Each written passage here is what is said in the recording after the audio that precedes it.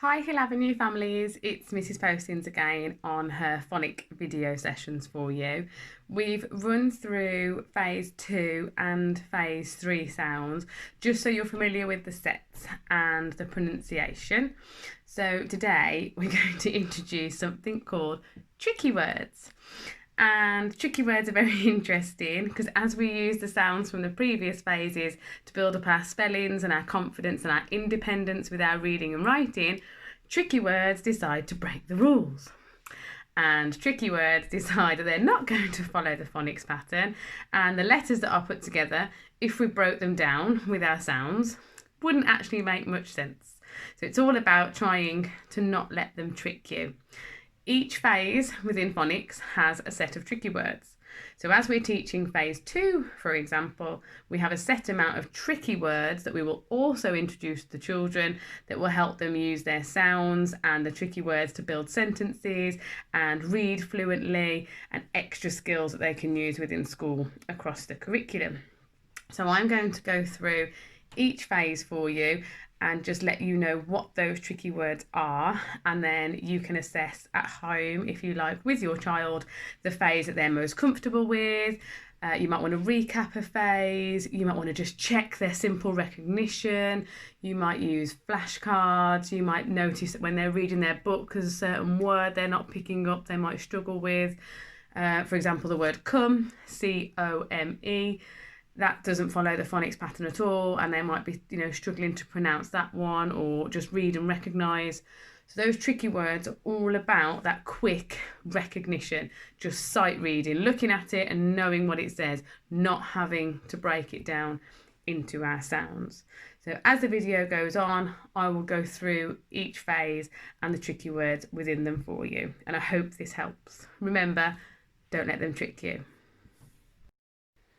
So, phase 2, the very beginning for phonics, has the tricky words I, to, no, go, the, into. So nice and simple. I, no, go, to, the, into.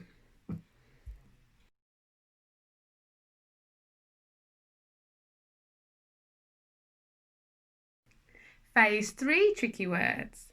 He, she, we, me, be, you, all, are, her, was, they, and my. So there's quite a few more involved in phase 3, but they naturally start occurring in the reading books we send home, in the texts that we expose them to within lessons within school, as they're all age and stage appropriate.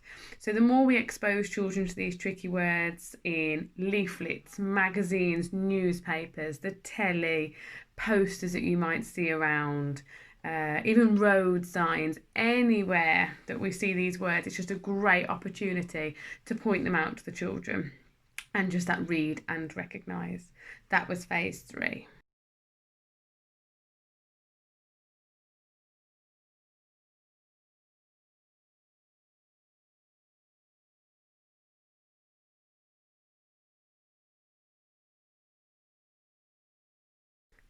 Phase 4 tricky words are said, have, like, so, do, some, come, little, one, were, there, as in over there, what, and when.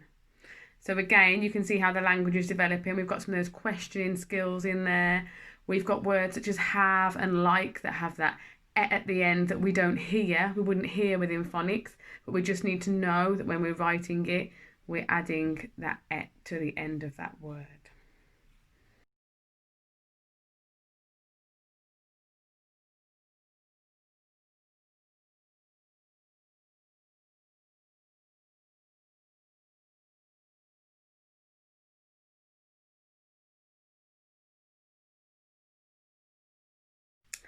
Phase 5 tricky words. O, there, as in a possession, there.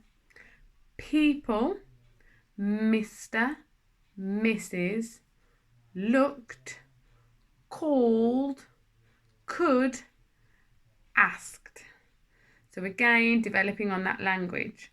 There are some you may spot within the phases that I've already gone through and think, well, they already know that one, or they're reading that one, and that's okay. It just depends on the exposure of the words, but they're put in with the sets along with the phases just so we know as and when is appropriate to start teaching them. But things like Mr and Mrs, children are obviously exposed to a lot at school, which doesn't come in until phase 5, but they might be familiar with reading it when they're at the phase 3 level. So it's just all about exposing children to language in any form, written, spoken, signing, anything that you can do to expose your child to that language.